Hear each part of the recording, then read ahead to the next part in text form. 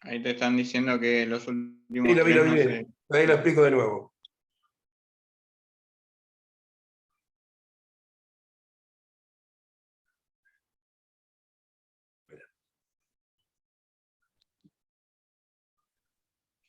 Bueno, explico de nuevo los últimos 3 decretos que mencioné. Reglamentos autónomos, los dicta el Poder Ejecutivo en base a las atribuciones del artículo 99 en todos sus incisos, salvo el 2 y el 3.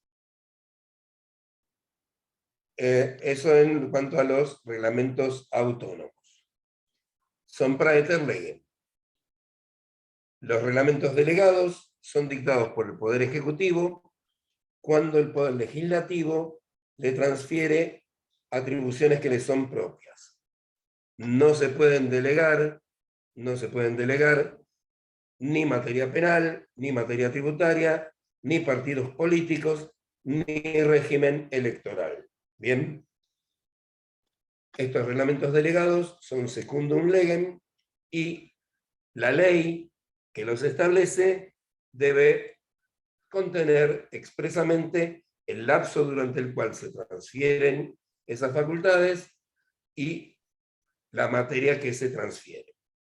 Y por último, los reglamentos internos se dictan en organismos estatales y funcionan solo internamente. O sea, no van más allá de ese organismo.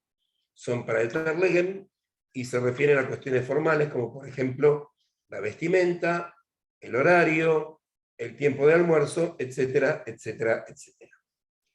De los decretos y reglamentos, ¿se entendió todo? ¿Quieren preguntar algo? Si no, pasamos a las ordenanzas municipales. ¿Me podés poner de nuevo el cuadro, Sergio? Sí, dale, ahí Ordenanzas municipales. Gracias. Gracias, Celeste. Ordenanzas municipales.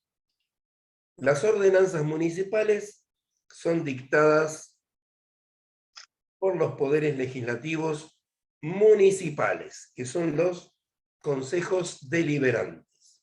Consejos deliberantes. Tienen función similar a la de las leyes nacionales y leyes provinciales. Pero la importancia que tienen en los municipios es que, como los municipios no pueden crear impuestos, los consejos deliberantes mediante tasas reemplazan a los impuestos. ¿Bien? No, Mailén, estoy en ordenanzas municipales. Ahí, después de decretos. Fíjate, ahí en la pirámide, decretos ya vimos los 6, ahora estamos en ordenanzas municipales. ¿Bien? Perfecto.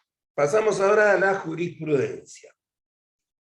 La jurisprudencia se refiere a los fallos de los jueces, las sentencias. Las sentencias son obligatorias únicamente para aquellas personas que son parte en el juicio donde se dictan. Entonces, no hay una obligatoriedad para todo el Estado. Solamente son obligatorias en ese proceso. Salvo los fallos plenarios. Fallos plenarios. Los fallos plenarios se dictan cuando dentro de una misma Cámara de Apelaciones, la Cámara de Apelaciones está integrada por distintas salas, hay una sala que resuelve un tema de una manera y otra sala que resuelve el tema de otra manera. Por ejemplo, en Capital Federal, esto ocurrió con los intereses que se establecían en los juicios de daños y perjuicios. Había salas que decían que se aplicaban intereses a tasa pasiva y otras que decían que se aplicaban intereses a tasa activa. ¿Qué se hace entonces? Se llama fallo plenario, se reúnen los jueces, todos los jueces integrantes de esa Cámara de Apelaciones, y cada uno vota si quiere interés tasa activa o interés tasa pasiva. Por mayoría, se resolvió interés tasa activa. Ese fallo plenario no es válido únicamente en el juicio donde fue dictado, sino que es obligatorio para todos los tribunales, primero para todas las salas de esa Cámara, y luego para todos los tribunales de menor jerarquía, juzgados de primera instancia, etcétera, que dependan de esa Cámara de Apelaciones. ¿Bien? Entonces, fallo plenario es el único que es obligatorio más allá del juicio en el cual fue dictado. Y así todo es nada más que obligatorio para los juzgados que dependen de esa Cámara de Apelaciones.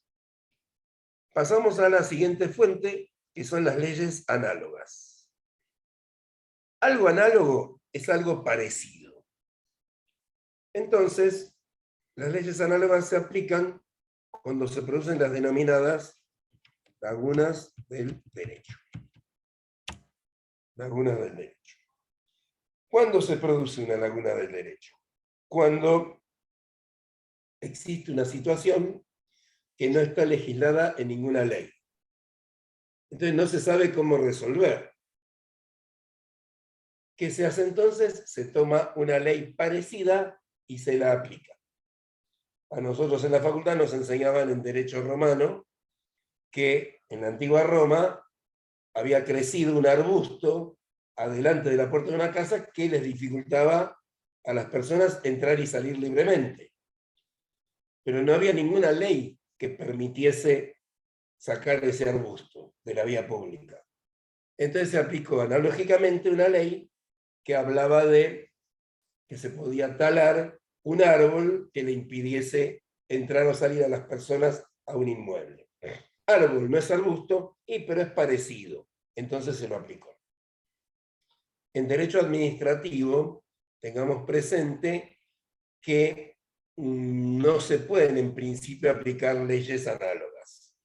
Muy contadas ocasiones y para cuestiones meramente formales. Por ejemplo, el color de tinta que hay que usar, y tomemos que los escritos judiciales se tienen que hacer con tinta negra.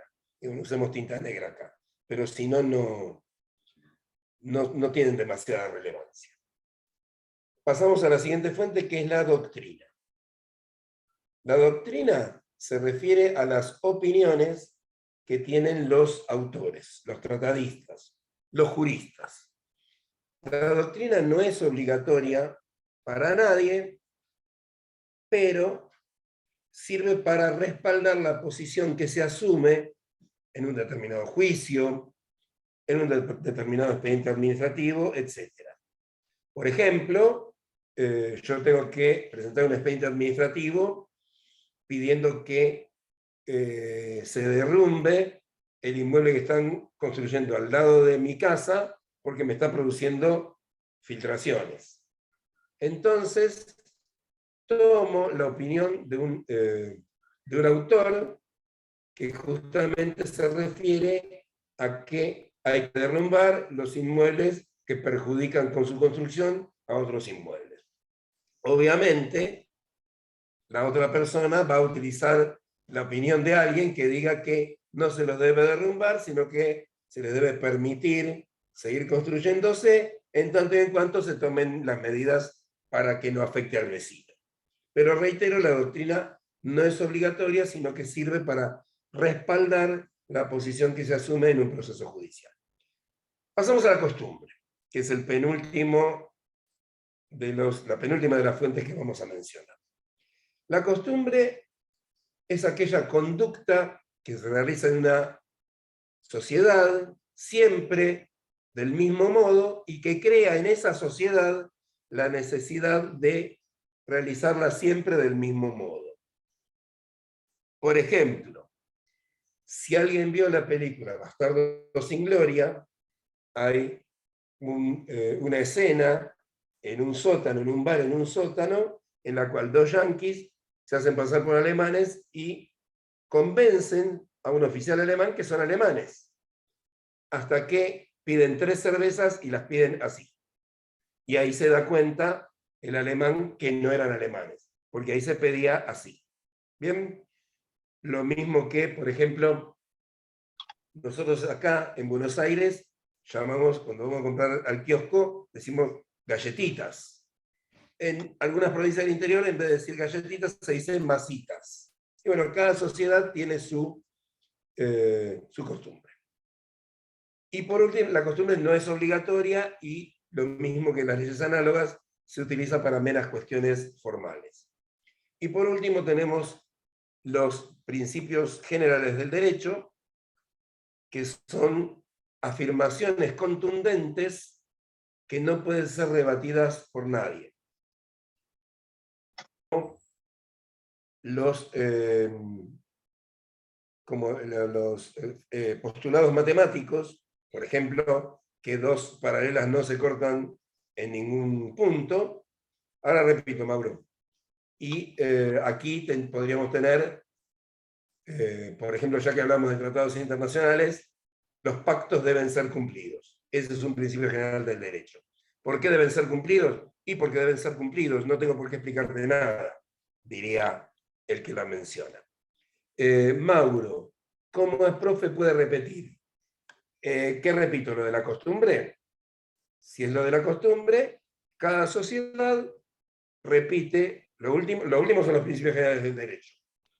Los principios generales del derecho son afirmaciones que no se pueden discutir y funcionan de manera similar a los postulados matemáticos. Entonces, el ejemplo que doy siempre de principios generales del derecho es que los pactos deben ser cumplidos. ¿Por qué? Porque deben ser cumplidos. No hay una explicación racional, sino que deben cumplirlos porque se deben cumplir. Bien, bueno, estos son todas las fuentes del derecho administrativo.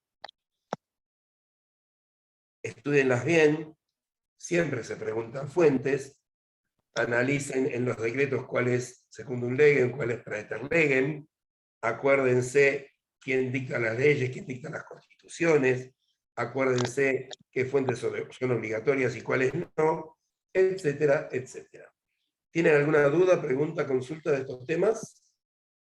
No, profe. Muy bien. Muy bien, gracias.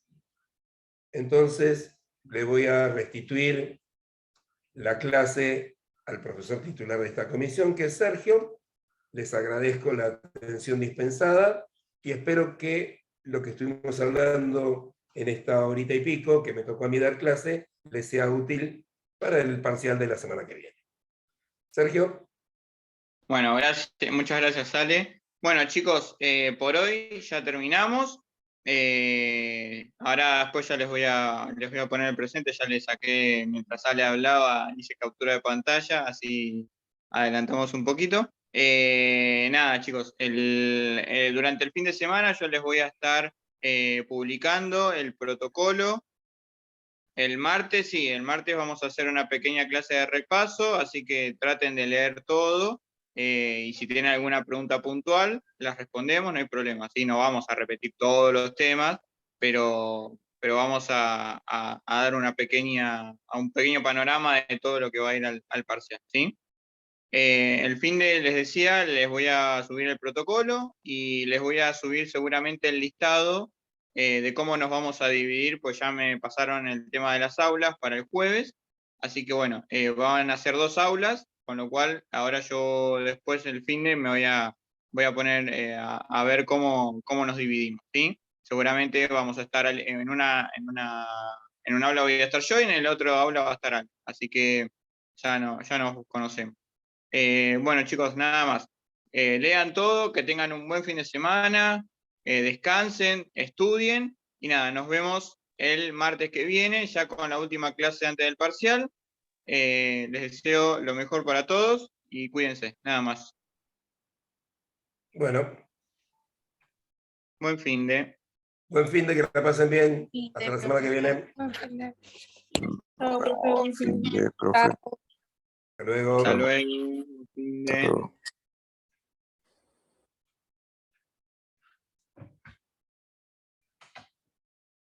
luego. Bueno, Ale. voy saliendo yo también, ¿eh? Dale. No, después de cualquier cosita hablamos.